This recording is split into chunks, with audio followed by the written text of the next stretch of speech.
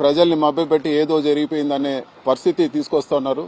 Mangalampeta village పరిధిలో పుంగనూరు కాన్స్టిట్యున్సీలో 2000 సంవత్సరంలో దాదాపు 75 ఎకరాలు మా కుటుంబ సభ్యుల పేరులో కొనడం జరిగింది. సో ఈ భూమి వివరాల్లోకి వెళ్తే 1968లోనే ఫారెస్ట్ సెంట్రల్ గవర్నమెంట్ రిలీజ్ చేసిన ఫారెస్ట్ గెజెట్ లో కూడా ఆ భూమి వివరాలు ఉన్నాయి. అది ఫారెస్ట్ ల్యాండ్ కాదని చెప్పి కూడా గెజెట్ లో పబ్లిష్ చేయడం జరిగింది. అదే విధంగా ఆ ల్యాండ్ ఓనర్స్ కి వాళ్ళకి మళ్ళీ 1981లో revenue department director of land settlements దగ్గర వాళ్ళకే భూమి కేటాయిస్తూ ఇవ్వడం జరిగింది. ఈ 2 ఆర్డర్లు కూడా నేను మీడియా మిత్రులకి ఈ ప్రెస్ మీట్ అవగానే మీడియా మిత్రులతో కూడా నేను షేర్ చేసుకుంటాను.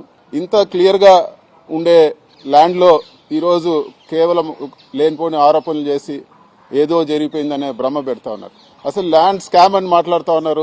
మీకు ఒక విషయం చెప్పాలా, ఇక్కడ ప్రభుత్వం రిజిస్టర్ చేసే వాల్యూ, ఒక ఎకరాకి ప్రభుత్వం రిజిస్టర్ చేసే వాల్యూ, ఒక మారుమూల ప్రాంతంలో మేము అక్కడ చెట్లు, మామిడి చెట్లు పెట్టి ఆవులు, దేశీయ ఆవులు అంటే మా ఊర్లో ఉండే ఆవులన్నీ కూడా తక్కువ పాలు ఇస్తాయి కాబట్టి అందరూ కూడా అవి బీఫ్ స్టాల్స్ కి వాటికి అమ్ముతాం అంటే అమ్మకుండా పెట్టుకోవాలని చెప్పి 100 ఆవులు అక్కడ మేము పెట్టుకోవడం జరిగింది.